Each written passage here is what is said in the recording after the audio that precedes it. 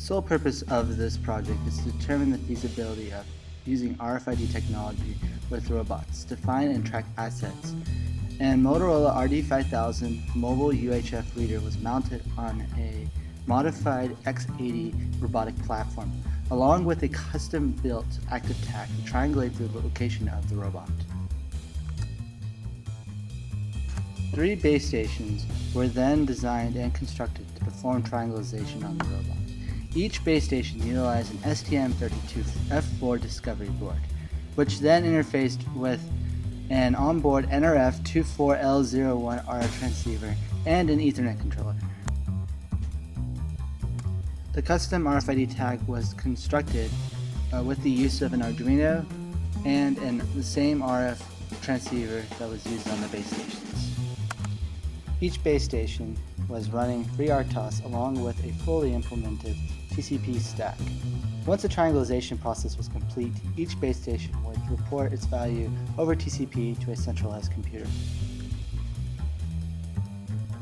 In this demo, we're demonstrating how the reader was configured.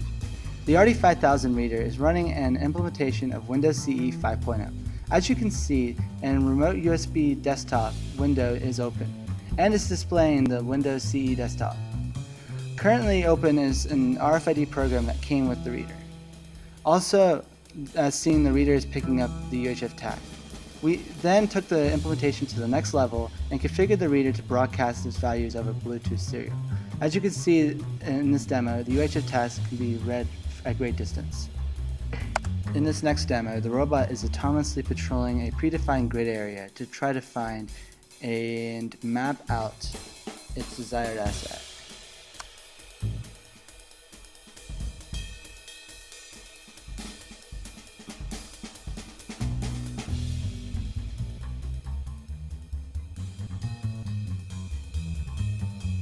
As seen on the computer, as you can see that the robot found its desired asset.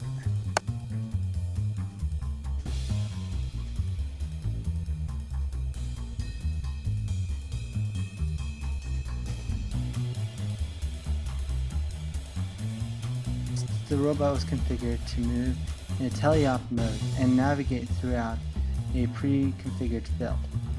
3 base stations were placed about 25 feet apart. On the bottom right, you see a GUI displaying the image of the room.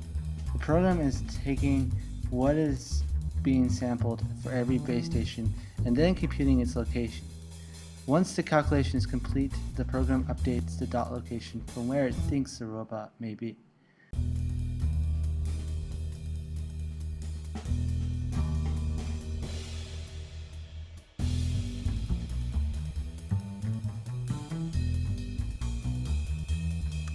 The system may not be perfect and accurate at all times.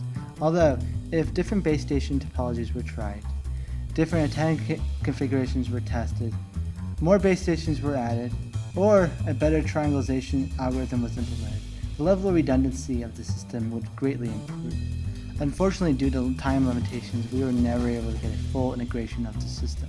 Although, with more testing and calibration, we believe that this system could potentially be implemented within industry and potentially redefine the way industry tracks and finds assets.